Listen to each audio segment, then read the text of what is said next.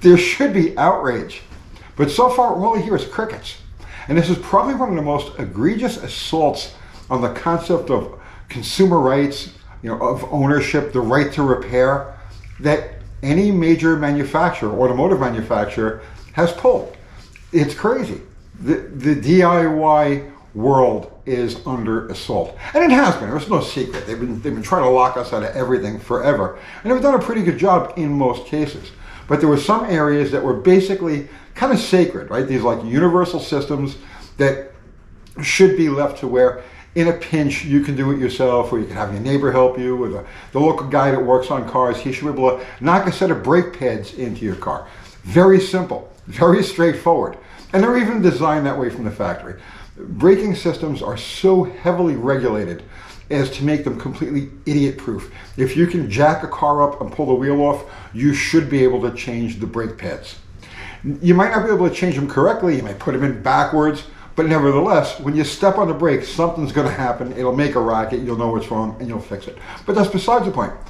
They're idiot-proof. They've always been idiot-proof. And there's no reason for a car's computer, regardless of how sophisticated, to have to interact with the parking brake. And in 99.999% of the cases, they don't, other than to say the brake is on and the brake is off. Well, that's different now. So I caught a video by Louis Rossmann last week, and he was talking about the 2025-2026 Hyundai Ionic 5, and how on these cars, in order to perform a rear brake change, just to change the rear pads, you need access to the dealer's network. The computer has to communicate with the dealership. Codes have to be clear. Whatever has to be done, whatever crazy insanity has to be done, it needs to be done through Hyundai's network. It's so confusing. I can't even think of the terminology to use for all of this because it's so nonsensical. All right. So here's a couple of things you need to understand. First, it has nothing to do with it being an electric car. The braking system, it's a standard braking system. An electric parking brake, it's something that's been used on just about everything for the last couple of decades. So there's nothing new there. There's nothing unusual in the way it functions or anything like that. So first thing to understand. But here's the bigger picture. This is what you really got to grasp here, okay? Every single thing that we consider to be normal in the world of vehicles, okay? Everything from the steering wheel, seat upholstery, mufflers, gas gauge, fake wood grain. Every single thing that we consider to be normal was at one time a special feature on one particular make and model. And then it caught on for whatever reason. Sometimes it sold a lot of cars. Sometimes it made it easier to manufacture the cars. Sometimes it made the manufacturer more money when they built these cars. But no matter how you look at it, everything starts with one make and model and this unique thing about it. And then it spreads. All right. This is what I'm afraid is going to happen with this particular thing. Actually, not afraid. This is probably going to happen if it's left unchecked. And that's why somebody's got to make some noise about this and let these people know, no, that's like a step too far. So Louis Rossmann does this video, and I watch it, and I'm like, yeah, he's not a mechanic. I have all the respect in the world for Louis and what he stands for, the right to repair, 100%, no argument. But I'm watching a video, and he says, he's not really a mechanic, so he's missing something.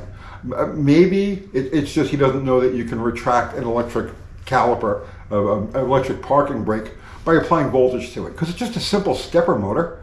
So you can actually apply voltage to it, and when it's off the car, you can apply voltage to it, and you can retract the caliper.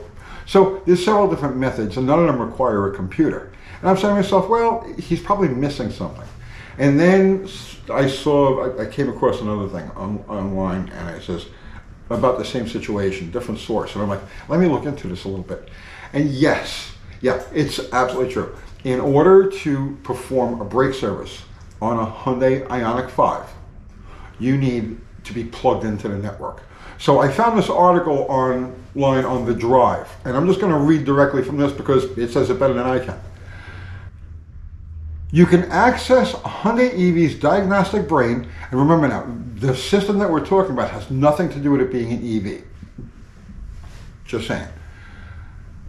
You can access a Hyundai EV's diagnostic brain using the brand's proprietary dealership hardware and software. It's called GDS, and it's publicly buyable, but costs about $6,000. All right, so they're abiding by right to repair concept by making it available to the public, but it's $6,000. Or a third-party aftermarket system running a J2534 program. J2534 is an interface standard designed by the SAE, Society of Automotive Engineers, and mandated by the EPA that basically ensures ECUs from different car brands can speak the same language for the sake of independent repair shops. Okay, so now they're offering an alternative. So far, so good. Although it's still ridiculous. It's still ridiculous, but Hyundai supports J2534 and recommends one of 3 machines for talking to its cars. The Car Deck Plus 3, about $2,000. The MTS 6531, also around $2,000. And the D-Bridge Pro, about $800. Under no circumstances do we recommend the use of non-approved J2534 devices. The company states you would then also need a subscription to Hyundai's J2534 diagnostic tool software, which costs $60 a week or less over longer time blocks. All of this info is in the PDFs linked to Hyundai's tech portal. Okay. At this point, after spending about $2,000 on tools, you should be able to service your own Hyundai Ionic brakes. But if you're a DIYer, you still can't. Written in red at the top of one of Hyundai's many tech documents is this: access to bidirectional tests and special functions require diagnostic professional or vehicle security professional credentials from NASTF. I've never heard of them before, but they're a player here. What is the NASTF? The NASTF is the National Automotive Service Task Force. It sounds like a quasi-governmental sort of thing, right? It exists to identify and resolve gaps in service information, tool information, and training between OEMs and independent shops. But it's also the arbiter of things like lock coding and car credential management. To get scan tool validation as a member, you need to be a professional mechanic. So they want to see everything. They want to see your license. They want all of your information to prove that you're a professional mechanic before you can access this software. So in other words, they're a gatekeeper. It's something put between the little guy, the do-it-yourselfer, the tiny independent shop, let's say the guy who works out of the back of his house, that sort of thing. It's to keep them out. You have to be an actual professional shop. This is to change the rear brake pads, to do a simple rear brake pad service. This is wrong. Now, a lot of you guys are like, I'll never buy a Hyundai. Great, neither would I. I'll never buy an electric car. I won't either. But that has nothing to do with this.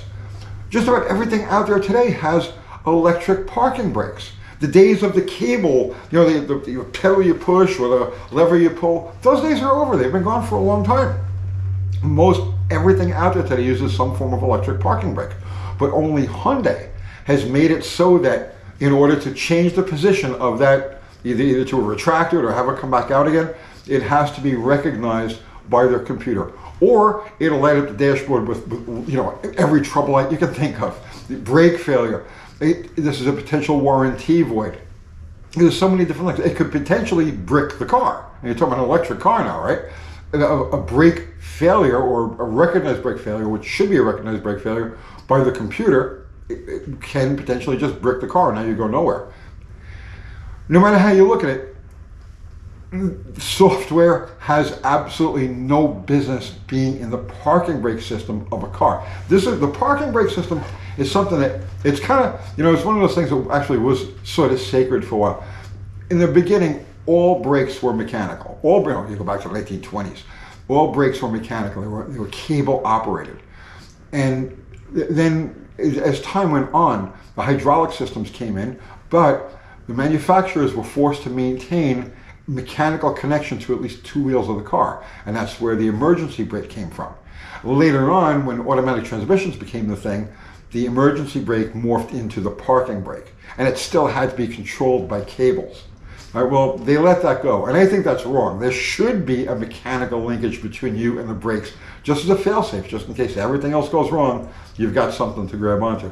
And now it's done electronically. Okay, everything's done electronically these days, but to have to actually go through this whole rigmarole, spend that money, be locked out of being able to replace your own rear brake shoes, or have your neighbor do it, or your cousin, or like I said, the guy down the street, because they don't have or can't afford or can't qualify for a subscription to this.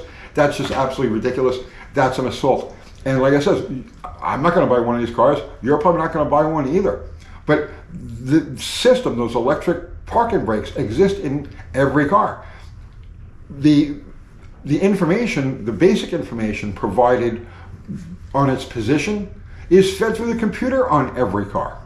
But Hyundai took it the next step and made it a critical thing, something you can't just, walk around. You can't just put it into service mode, retract the caliper either manually or electronically, and then put it back together again. No, the computer has to be involved. They have to have their finger in it. This is bad stuff. This is a scumbag move by the manufacturer to lock out a great number of do-it-yourselfers, small-time mechanics, people who should be able to service their own brakes. It's ridiculous. This type of interference has no business in the most basic safety function of a car. And I know we live in a day of brake by wire and steer by wire, which is, I don't even get started on that. But this is a step too far. Every other car on the road, maybe exotics are different. Maybe a Koenigsegg has something similar to this, but those aren't intended to be used by consumers, by regular consumers in regular operating conditions. So it's a different type of thing. This is wrong. And I want to get the word out to as many people about this as possible, because this is the kind of, it's like a cancer that can spread. Yes, Hyundai did it and they're getting away with it. They do it on the Ionic, and now maybe whatever other cars that Hyundai builds, I don't know what they build, but they bring it over to the next model and it becomes a standard feature, and then the Kias have got it, and the next thing you know, GM cars have got it, Fords have got it, Stellantis cars, and the next thing you know, everything's got it. And the simple, nearly foolproof, idiot-proof brake job is something that's removed from the capability of the general public. There should be a stink about this. And here you go. I'm making a stink. And if you have a voice in this world of automotive media, YouTube, Facebook, Instagram, anything like that, I think you should too. The world should know about this. Hyundai, it has to be a loud enough thing so that Hyundai hears it and the other manufacturers say, oh yeah, okay, that's a step too far. We won't go there. It's crazy. There should be outrage. I'm blown away by it. If you had asked me, is it possible that a major automotive manufacturer with a car that's intended to be used by the general public could make it so that the average person couldn't just change their own brakes, or the average small shop, backyard guy couldn't do a brake job on it? I say, no, that's impossible. The government would never let that happen. The regulations would never let that happen. But there it is.